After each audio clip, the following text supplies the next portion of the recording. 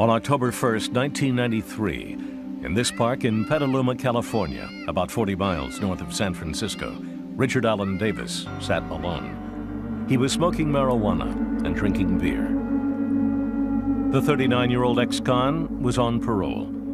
He had just finished serving 8 years for kidnapping and robbery, the latest in a string of convictions dating back to 1967. Davis had driven 60 miles up the California coast from this halfway house for alcoholics and drug addicts where he had been living.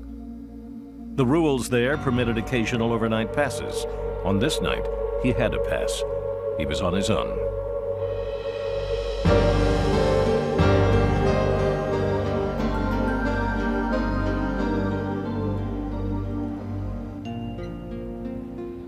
Just 2 blocks from where Davis sat in the park, 12-year-old Polly Klaas was hosting a slumber party for 2 of her friends. Polly was the only child of Eve Nickel and Mark Klaas, who were divorced. Polly was a talented, beautiful, but shy 7th grader who dreamed of becoming an actress.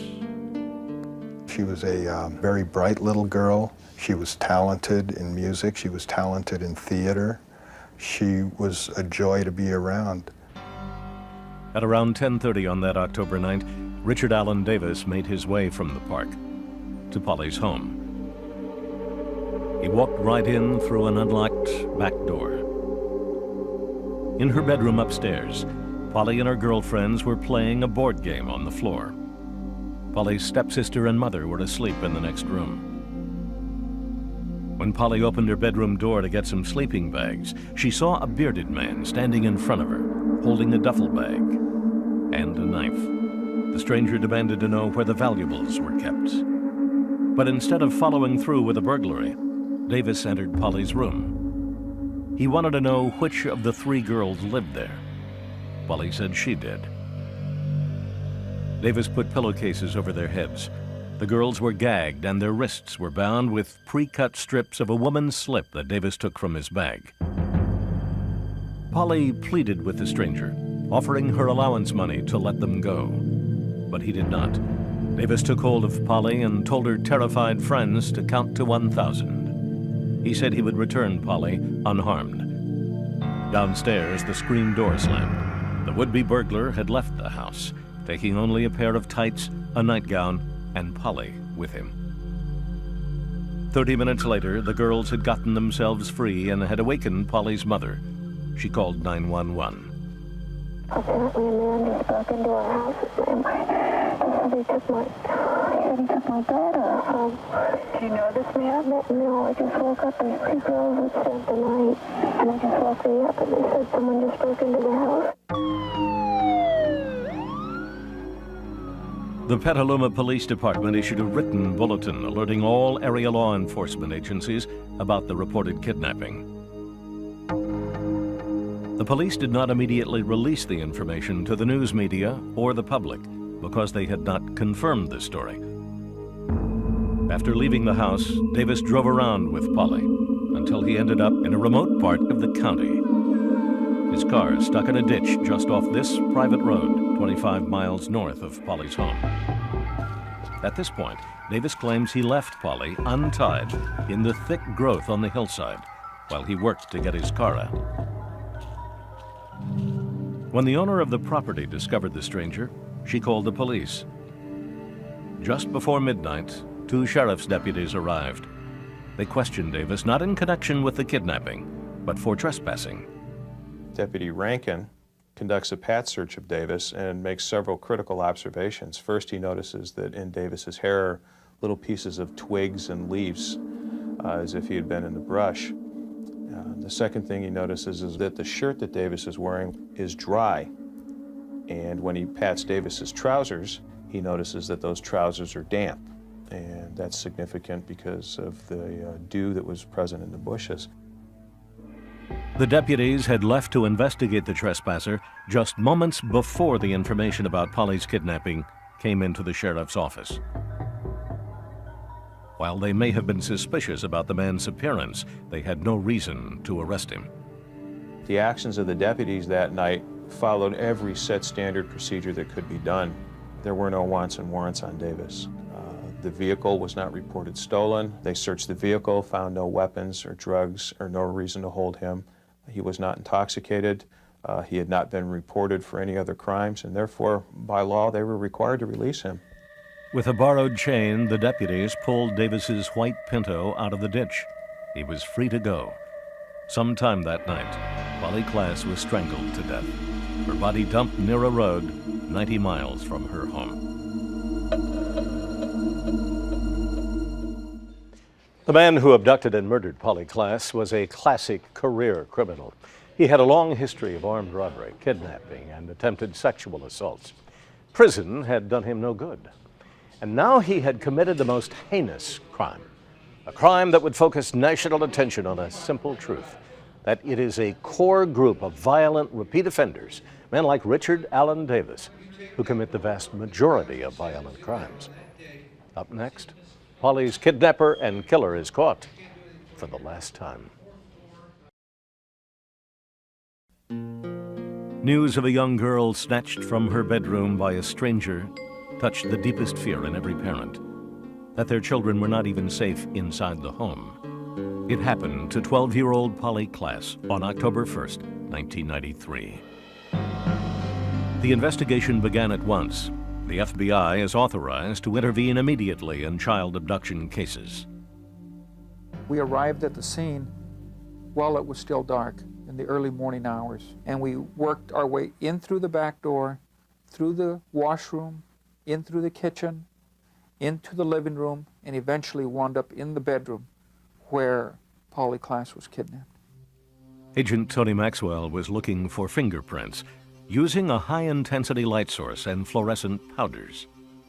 We apply a powder or a chemical to a surface. The fingerprints on the surface accept the powder, accept the chemical. They then fluoresce back to us, and we're able to see them, and then we're able to collect them the way we would normal fingerprints.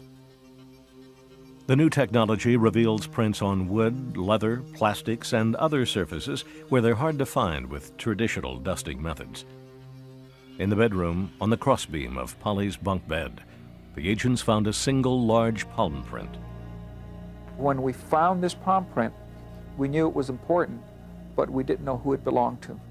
And being that it couldn't be searched immediately, it was something that we collected and preserved for future examination. A clue with no name. The print was lifted with clear tape and protected on a card. Word of the kidnapping spread quickly. In Polly's hometown of Petaluma, California, a volunteer search effort took shape overnight.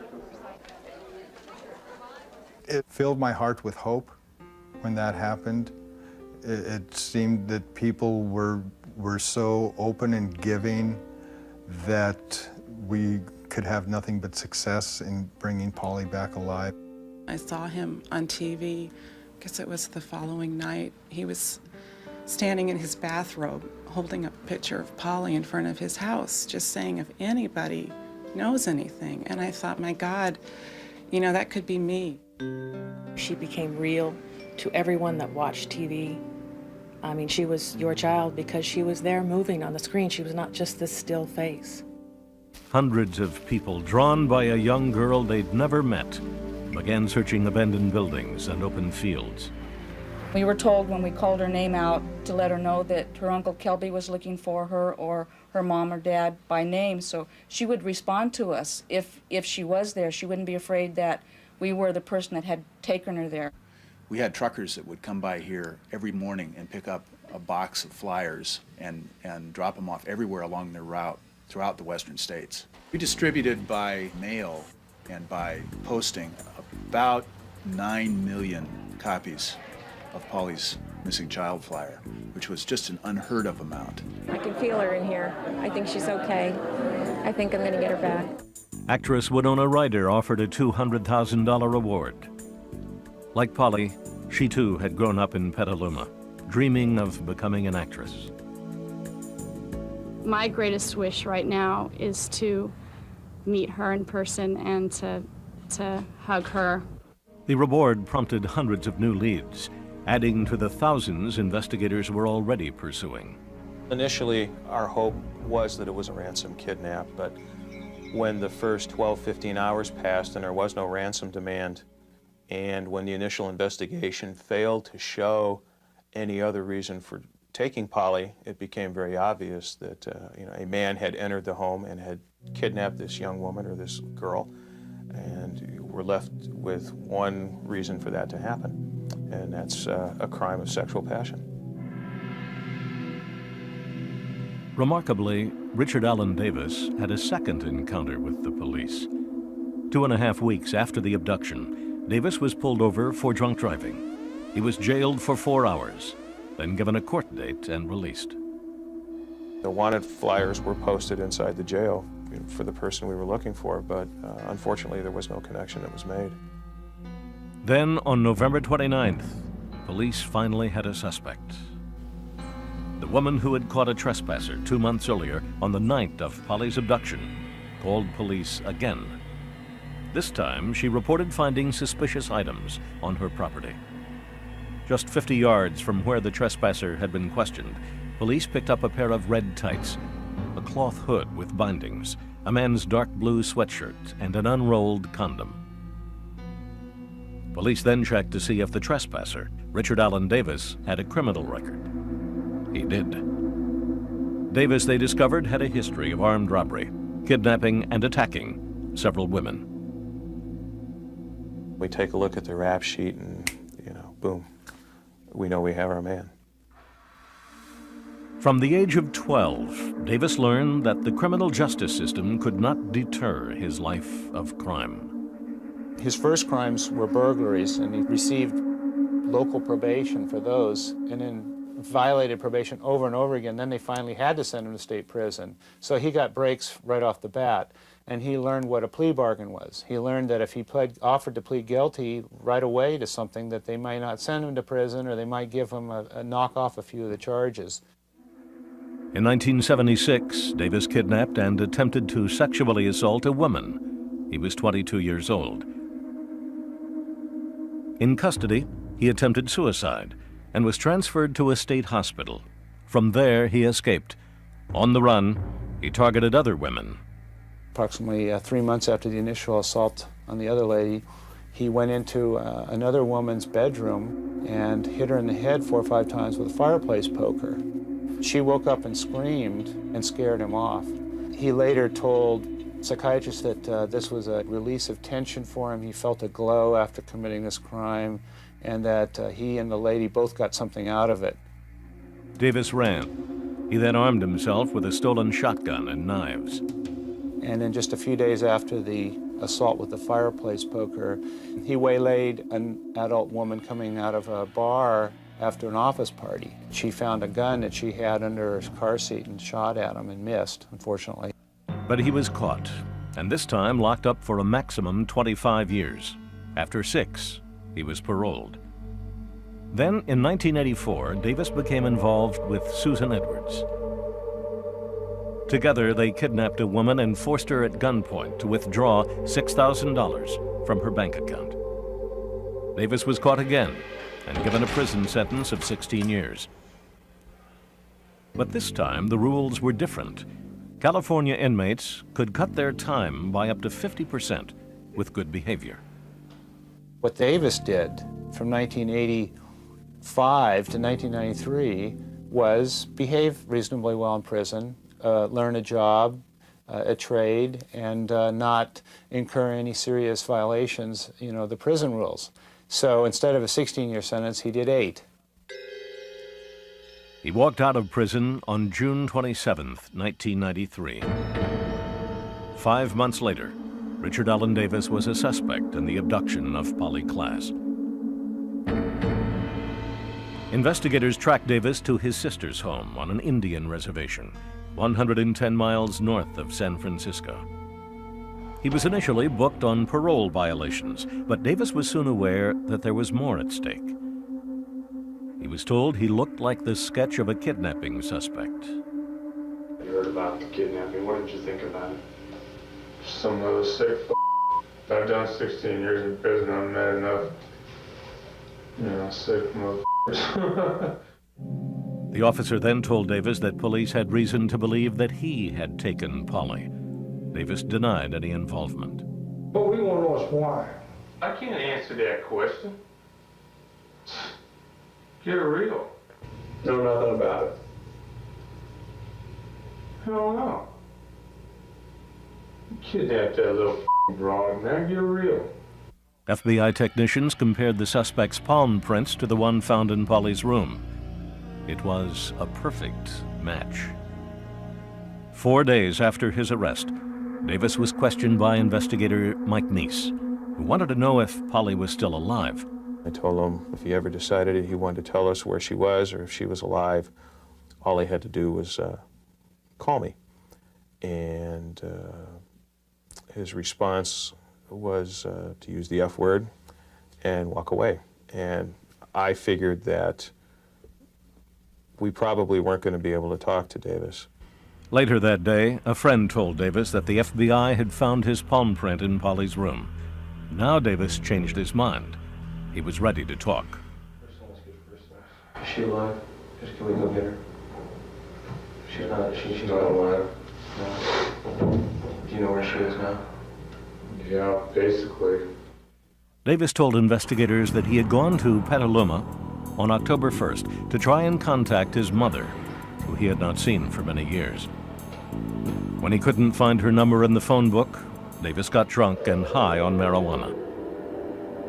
It was in that drug-induced haze, Davis said, that he must have taken Polly. Tell me what the last thing that you remember is. Smoking that joint and finishing that. Thinking, I got a pretty good buzz off it. Basically it. Okay. Till, I came to him. Found out I had her in the car. He drove around with Polly, not knowing what to do. Then, Davis said, his car got stuck in the ditch. He left her up on a hill, untied, before anyone came by. After the two sheriffs left, he went back to find her. She just sitting there waiting for you? Yeah, on the side of the hill. Like I said, she told me, she goes, I thought you left me here. Davis said they drove around for a while and then he panicked. He told investigators that he needed to, quote, cover his tracks. It's my strangled. Biggest thing I know, I couldn't see beating her with anything. How'd you strangle her? Just like that. When the interview was over, Davis led the authorities to the spot where he'd tossed Polly's body. 100 feet west of a highway in Cloverdale, Polly's body was found in a small thicket of woods near an abandoned lumber yard.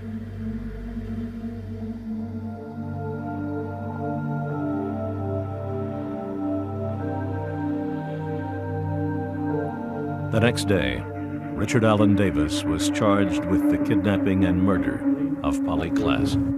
Petaluma mourned. It was an emotional scene, as you can imagine. We cried and hugged each other for a while. We held hands in a circle and said a prayer. My beautiful daughter Polly is dead. America's child is dead. My hope died the day we found out about Polly. And my fears for Polly disappeared, and the main emotion in my life became rage. And I've pursued everything from that time with very much a sense of rage, including the prosecution of the killer. And it was a matter of bringing this guy to take responsibility some way for the crime that he committed.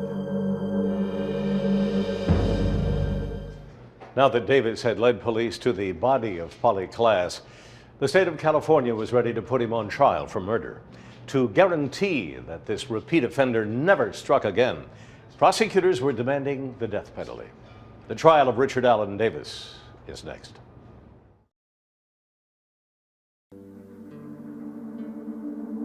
Just days after Richard Allen Davis was arrested, he confessed that he killed 12-year-old Polly Klaas. Davis was a repeat offender with a lengthy criminal career. He said he killed Polly, the most important witness to his crimes that night, to avoid going back to prison. Well, I could send her back home, you know, and not be right back in the joint. But the only thing I had to do was get rid of her. Prosecutors believed that Davis killed Polly to get away with 4 crimes he committed that night: kidnapping, burglary, robbery, and attempted sexual abuse of a child. 4 special circumstances that made Polly's murder a capital crime. Because of the widespread publicity, the trial was moved 80 miles south of Polly's hometown to the Santa Clara Superior Court in San Jose County. A guilty verdict was almost certain. Davis's own attorneys did not contest the murder or kidnapping charges. But they clashed with the prosecutor over the circumstances of the crime and the motive. We wanted to argue that not only did he have the specific intent to sexually assault Polly Klaas, but that was his motivation, his primary motivation, because that's the type of person he is, that's the type of crimes that he committed that night and committed in the past.